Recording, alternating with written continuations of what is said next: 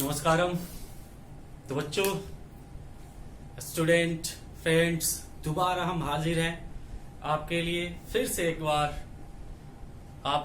एक बार मैं इन्फॉर्म कर दूं, पराशर एकेडमी का ये जो लेक्चर सीरीज है पूरा का पूरा सेल्फ सफिशिएंट बनाने के लिए, यानी आप खुद कैसे पढ़ोगे। जिस दिन आपके लाइफ में टीचर का इंटरवेंशन कम हो गया, उस दिन आप इंटेलिजेंट स्टूडेंट बन गए।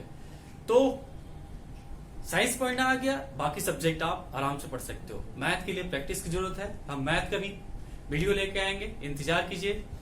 कुलदीप पराशर का लगातार फीडबैक आते रहता है, अच्छा लगता है। आप मेरे से यहाँ डाउट पूछ सकते हो। मैं एक लाइव क्लासेस भी रखूंगा आप लोगों के लिए, एक लाइव क्लासेस रखूंगा जहां पे मैं डाउट डिस्कस करूंगा। तो आप लोग मुझे बताओगे कि लाइव क्लासेस कब रखना है। पूरे न्यूमेरिकल जो है और जो एक्सरसाइज के क्वेश्चन है, प्रीवियस ईयर क्वेश्चन है, वो लाइव क्लास में मैं डिस्कस करूंगा।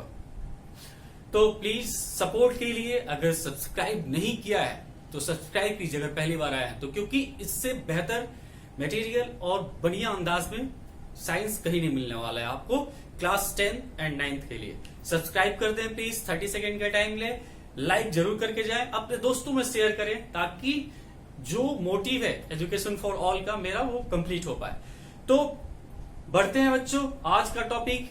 पिछले टॉपिक में मैंने आपके साथ डिस्कस किया था one of the most important topic of this chapter, that is the Ohm's law. Ohm's law मैंने डिस्कस किया था। ओम्स लॉ में हमने रेसिस्टेंस पे छोड़ा था और मैं वादा किया था कि अगले वीडियो में मैं रेसिस्टेंस के साथ आपके साथ जुड़ूंगा। तो आते हैं हम, रेसिस्टेंस का डेफिनेशन मैंने आपको दिया था, एक बार फिर से दे देता हूं, एक अच्छा डेफिनेशन। व्हाट इज रेसिस्टेंस, याद रखना। कीवर्ड क्या, it is property of conductor. Resistance is property of conductor by virtue of which, property of conductor by virtue of which it opposes flow of electric current or flow of charge in conductor। Resistance पता है life में, resistance का मतलब कि अवरोध। आप कुछ करना चाहते हो, कोई आपको क्या कर रहा है, रोक रहा है, या लाइफ में आप कोई एक्टिविटी कर रहे हो, जैसे मैं बताया था, डिस्कस किया था, प्रीवियस वीडियो देखिएगा आप, ठीक है। तो रेसिस्टेंस का डेफिनेशन हो गया। अब रेसिस्टेंस को रिप्रेजेंट करते हैं हम, रेसिस्टेंस को रिप्रेजेंट करते हैं आर, कैपिटल आर से ये भी डिस्कस कर रखा था। और बच्चा इसका ऐसा यूनिट होता है ओम, क्योंकि ओम ने लॉ दिया था, उनके नाम पे ओम होता है। और इसका नोटेशन बच्चा ऐसे होता है। ये क्या है, रेसिस्टेंस का नोटेशन है। अगर मैंने कहीं पे लिखा 10V, इट मीन्स कि मैं इलेक्ट्रिक पोटेंशियल की बात कर रहा हूं। अगर मैंने लिखा 10A, इलेक्ट्रिक करंट की बात कर रहा हूं। ये सब आपको पता है। एसआई यूनिट बता रखा हूं मैं, क्या होता है, आइडेंटिटी। तो एसआई यूनिट आपको पता होना चाहिए। कई बार न्यूमेरिकल सॉल्व करने में एसआई यूनिट बहुत हेल्प करता है। और अगर मैंने 10 ओम बनाया, इट मींस कि ये क्या है, रेसिस्टेंस है। तो रेसिस्टेंस का एसआई यूनिट क्या होता है, ओम होता है। अब आपको फॉर्मूला, रेसिस्टेंस निकालने का फॉर्मूला क्या होता है, एक ही फॉर्मूला है, उसी को हम बार बार घुमाते हैं। फॉर्मूला क्या है, V equal to I R, जो ओम्स लॉ से निकल के आया था। तो R इक्वल टू क्या निकल के आया दोस्तों, V अपॉन I, ये निकल के आया। यानी रेजिस्टेंस निकालने के लिए आप इलेक्ट्रिक पोटेंशियल में जब डिवाइड करोगे इलेक्ट्रिक करंट से, तो आपको क्या मिलेगा, रेजिस्टेंस मिलेगा, ठीक है। अब अगर किसी सर्किट में इलेक्ट्रिक करंट कम है, अगर किसी सर्किट में इलेक्ट्रिक करंट क्या है, कम है, इट मींस की रेजिस्टेंस ज्यादा है। और ये याद रखना है एक रिलेशनशिप कि रेजिस्टेंस और इलेक्ट्रिक करंट में जो रिलेशन होता है वो बेसिकली क्या होता है, इनवर्सली प्रोपोर्शनल रिलेशन होता है। R inversely proportional to electric current I, यानी एक बढ़ेगा तो दूसरा घटेगा, दूसरा बढ़ेगा तो एक घटेगा। किसी सर्किट में रेजिस्टेंस ज्यादा है तो इलेक्ट्रिक करंट क्या होगा, कम होगा। समझ में आ रहा है, किसी सर्किट में रेजिस्टेंस ज्यादा है तो इलेक्ट्रिक करंट कम होगा, क्योंकि रेजिस्टेंस का डेफिनेशन वही से आता है कि फ्लो ऑफ चार्ज, यानी इलेक्ट्रिक करंट जहां पे कम होता है वहां पर रेजिस्टेंस ज्यादा होता है, ठीक है। और अगर किसी सर्किट में या किसी कंडक्टर में, इलेक्ट्रिकल डिवाइस में अगर करंट फ्लो ज्यादा कर रहा है, इट मींस कि उसमें रेजिस्टेंस क्या है, कम है। तो इन दोनों चीजों से आप क्या कर सकते हो, कंपैरिजन करके पता कर सकते हो कि एक्चुअल में वो कंडक्टर कैसा है।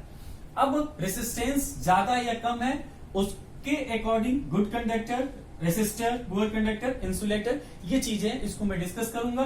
फिलहाल हम पूछते हैं डिफाइन 1 ओम। जैसे हमारी आदत है, हमने क्या डिस्कस किया था, एक बार जब मैंने इलेक्ट्रिक पोटेंशियल डिस्कस किया था तो लगे हाथ मैंने क्या किया था, 1 वोल्ट पे डिस्कस किया था। याद करो वही concept, electric potential formula W/Q, यानी 1 वोल्ट कब होगा, जब वर्क डन कितना था, 1 जूल था, और चार्ज कितना था, 1 कूलम। ऐसे ही हमने 1 वोल्ट को समझा था, एग्जैक्टली वैसे ही आपको 1 ओम भी समझना है। अभी मैंने फॉर्मूला लिखा था R=V/I, दिमाग दौड़ाओ फटाफट, आप बोल सकते हो सर अगर इलेक्ट्रिक पोटेंशियल 1 वोल्ट है, इलेक्ट्रिक पोटेंशियल 1 वोल्ट है और इलेक्ट्रिक करंट 1 एम्पियर है, देन 1 ओम रेसिस्टेंस होगा किसी कंडक्टर में। समझ में आया? बिल्कुल वही चीज है, ये क्लास 9 से हम सीखते हैं। जो बच्चे मेरे से पढ़े हैं क्लास 9 को उनको पता है, ये सब ट्रिक है जो मैं सिखाता हूं। ट्रिक नहीं है, कंसेप्ट है। यही एनालिटिकल ब्रेन है, यही एनालिसिस करना है, एनालिटिकल ब्रेन अप्लाई करना है। तो अब डिफाइन करो, आपसे पूछे डिफाइन 1 ओम तो क्या बोलोगे, if electric potential of 1 volt is applied across a conductor, electric potential is 1 volt applied across the conductor and current flowing through that conductor is 1 ampere, then the resistance of conductor is said to be 1 ohm. 1 ohm क्या होता है, resistance होता है, बोलोगे ना, resistance of that conductor is said to be 1 ohm when electric potential is applied across the conductor is 1 volt and current flowing that conductor is 1 ampere. आप खुद से डेफिनेशन बना सकते हो, याद करने की जरूरत नहीं है, कंसेप्ट समझना है और वो यही मिलेगा। ये है सेल्फ स्टडी का तरीका। आप खुद का दिमाग ऐसे ही इंप्लीमेंट करोगे, जो भी टॉपिक पढ़ोगे 3 से 4 बार कम से कम एनसीईआरटी पढ़े आप, ठीक है। तो ये हुआ हमारा 1 ओम डिफाइन कर दिया। नेक्स्ट आता है good conductor. Good conductor, good conductor it means कि देखो कंडक्टिविटी एंड रेसिस्टिविटी, ये भी याद रखना।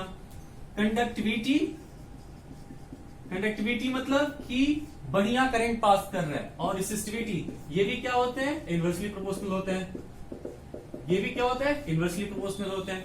यानी जो गुड कंडक्टर है वो क्या है, रेसिस्टेंस उसमें कम है।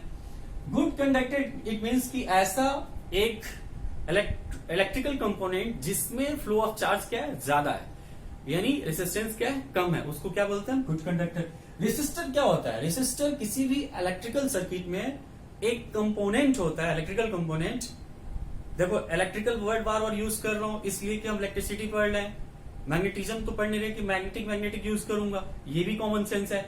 तो किसी इलेक्ट्रिकल सर्किट में वो इलेक्ट्रिकल कंपोनेंट जो रेसिस्टेंस प्रोवाइड कर रहा है उसको क्या बोलते हैं, रेसिस्टर।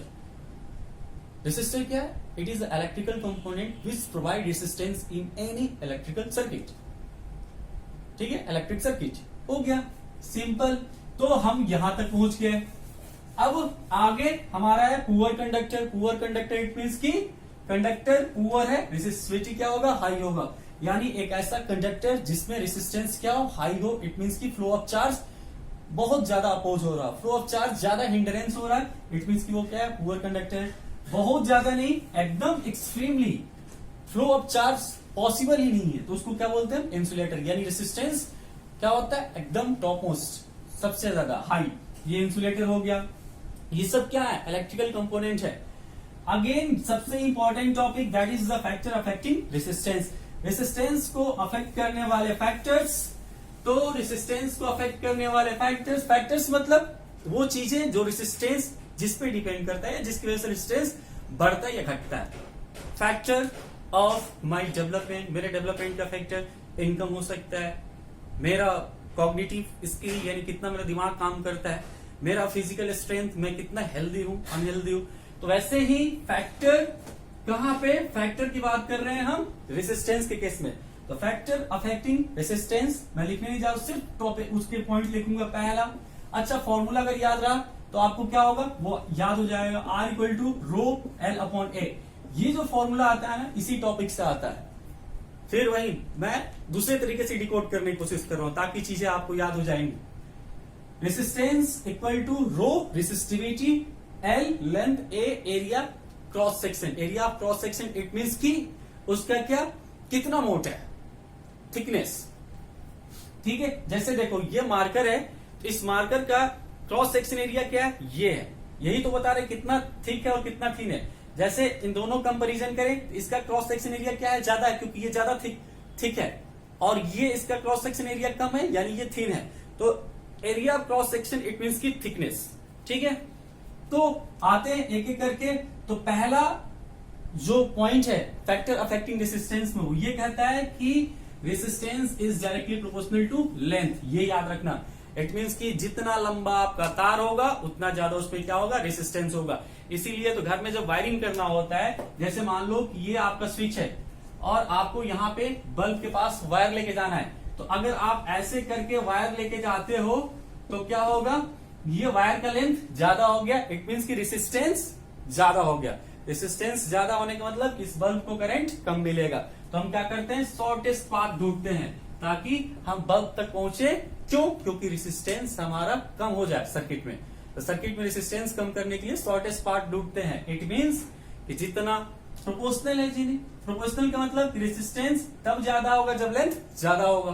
प्रोपोर्शनल मतलब एक बढ़ेगा तो दूसरा भी बढ़ेगा। ये बचपन की चीजें हैं, यहां मैं डिस्कस कर दे रहा हूं।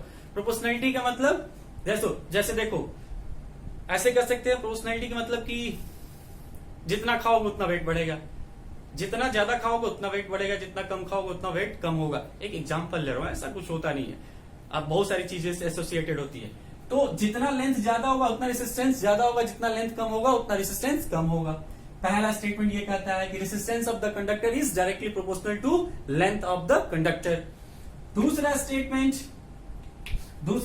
क्या कहता है, दूसरा स्टेटमेंट कहता है कि resistance of the conductor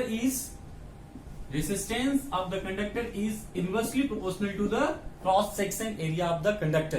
cross section area it means की थिकनेस। इनवर्सली मतलब एक बढ़ेगा तो दूसरा घटेगा। ठीक है, एक घटेगा तो दूसरा बढ़ेगा। इनवर्सली उल्टा चलते हैं। इनवर्सली का मतलब उल्टा, डायरेक्टली का मतलब साथ साथ। तो अगर क्रॉस सेक्शन एरिया वायर आपका जितना मोटा होगा, वायर आपका ये बढ़ गया तो ये कम हो जाएगा ना। तो वायर आपका जितना मोटा होगा इट मीन्स की रेसिस्टेंस उतना क्या होगा, आपका कम होगा। एरिया ऑफ क्रॉस सेक्शन जितना ज्यादा होगा रेसिस्टेंस उतना कम होगा। एरिया ऑफ क्रॉस सेक्शन कम होगा रेसिस्टेंस ज्यादा होगा। यानी पतले वायर में रेसिस्टेंस ज्यादा होता है, मोटे वायर में रेसिस्टेंस कम होता है। ये इस चीज से आपको याद रहेगा। तो सेकंड स्टेटमेंट ये कहता है कि resistance of the conductor is inversely proportional to the cross section area of the conductor, और resistance of the conductor is inversely proportional to thickness of the conductor. ठीक है, ये सेकेंड पॉइंट हो गया। अब इन दोनों स्टेटमेंट को कंबाइन करके one important thing, if the temperature of the resistor is constant. अगर रेसिस्टर का हम क्या करते हैं, टेम्परेचर कांस्टेंट रखते हैं, तो रेसिस्टेंस का टेम्परेचर इधर उधर होने से ओम्स लॉ ही वैलिड नहीं हुआ तो बाकी चीजें तो दूर की बात है। तो हमें क्या करना है, टेम्परेचर कांस्टेंट रखना है। ठीक है, अब थर्ड कहता है कि resistance of the conductor is depend on the material of the conductor. अरे भाई बच्चों वाली बात क्यों बता रहे हो, आपको पूछना चाहिए सर पता है कि सिल्वर वायर जो होता है उसमें रेसिस्टेंस कम होता है, कंडक्टिविटी ज्यादा होती है। कॉपर वायर में उससे कम क्या होता है, कंडक्टिविटी होती है। इट मीन्स की सिल्वर के कंपैरिजन में कॉपर वायर में रेसिस्टेंस ज्यादा होता है। उससे नीचे आयरन का वायर लो सर रेसिस्टेंस ज्यादा हो जाएगा। तो अलग अलग मटेरियल के लिए क्या है, रेसिस्टेंस अलग अलग है। तो डेफिनेटली जो रेसिस्टेंस है मटेरियल पे भी डिपेंड करता है कि आप कैसा मटेरियल ले रहे हो। इन स्टेटमेंट ये तीन याद रखना है, और इन दोनों को कंबाइन करके ठीक है क्या बनता है, R प्रोपोर्शनल टू L/A। फिर वही कल वाले क्लास की बात, कल वाले क्लास में मैंने क्या डिस्कस किया था कि F proportional to M1 M2 and F inversely proportional to 1/R²। इन दोनों कंबाइन किया था तो F equal to F proportional to M1 M2 upon R² निकल के आया था। एग्जैक्टली यहां पे भी कंबाइन किया तो ये निकल के आया। प्रोपोर्शनैलिटी हटेगा, प्रोपोर्शनैलिटी जब भी हटता है कांस्टेंट आता है, उसको प्रोपोर्शनल कांस्टेंट बोलते हैं। यहां भी प्रोपोर्शनैलिटी हटेगा, कांस्टेंट निकल के आएगा, और वही कांस्टेंट क्या है, रो। पढ़ते क्या इसको, रो। और इसको बोलते हैं रेसिस्टिविटी। क्या है ये, रेसिस्टिविटी।